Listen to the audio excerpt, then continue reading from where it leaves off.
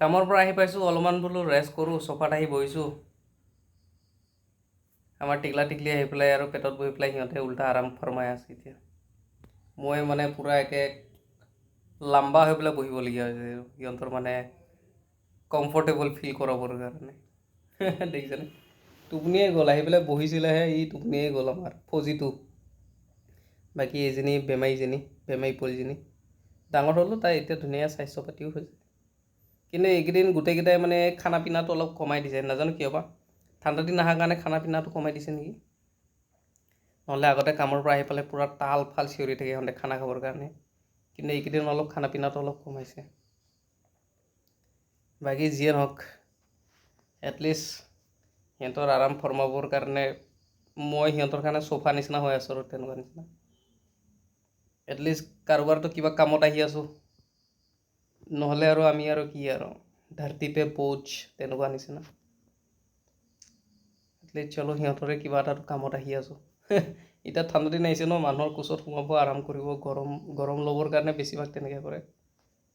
গোটেইকেইটা একদম। বাকীকেইটা বাইদেউ ৰুমত আছে, সিহঁতে মই অহা গম পোৱা নাই। মানে কামৰ পৰা আহি পেলাই ডাইৰেক্ট মোৰ ৰুমত সোমাই পেলাই মানে চফাত বহিছোঁ, সিহঁতে মোৰ বিচনাতে শুই আছিল। কিন্তু বিচনাৰ পৰা উঠি আহি মানে এতিয়া কোচত সোমাই পেলাই শুইছে। সেইকাৰণে মানে সিহঁতৰ গম্ভীৰ টোপনি নিচিনা হৈ আছে।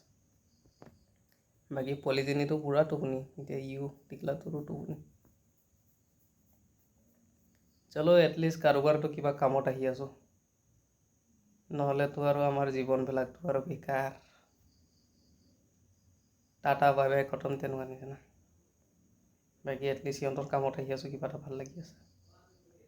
কিন্তু কথা হ'ল এতিয়া ইমান টাইম কেনেকৈ বহি থাকিম মই, আৰু কিমান সময় বহি থাকিম। এতিয়া খানা বনাব লাগে, সিহঁতক খানা দিব লাগে, নিজেও খানা বনাব লাগে। পূৰা গম্ভীৰ টোপনি। পোৱালিটো তোক চবে চাই আছে, গাধকেইটা। উঠিব লাগে, উৎপাত কৰিব লাগে, কিন্তু নাই। সিহঁতৰ মানে টোপনিটো মেইন, তেনেকুৱা নিচিনা হৈছে। বাকী আৰু অলপ দেৰি থাকিব লাগিব এনেকৈ, এতিয়া উঠি গ'লে আৰু কথাটো বেয়া হ'ব না।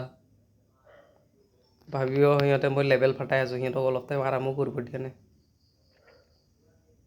বাকী আৰু যিয়ে নহওক, যেতিয়ালৈকে মই জীয়াই আছোঁ তহঁতৰ কাৰণে মই চফা বনি আছোঁ, আৰু যোনদিনা মৰি যাম আৰু তহঁতৰ কাৰণে চফা কোনে বনিব নাজানো আৰু।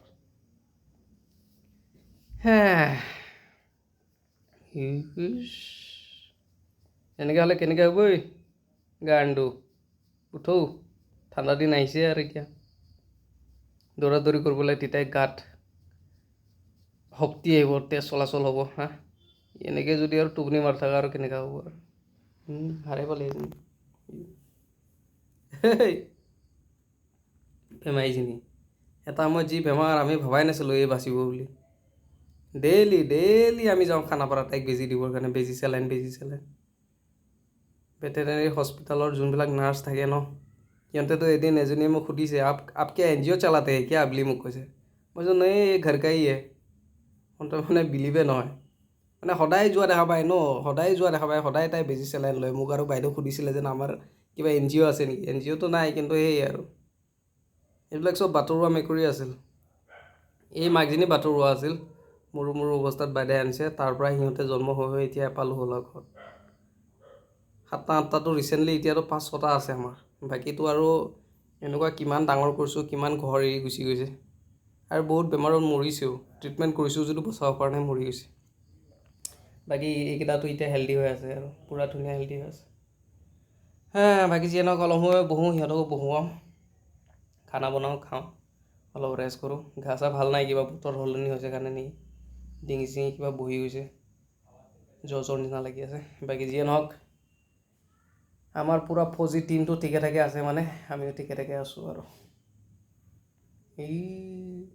নাক মুখ একেবাৰে সোমাই খোজা লাগি পূৰা টোপনি, সিহঁতৰ গম্ভীৰ টোপনি।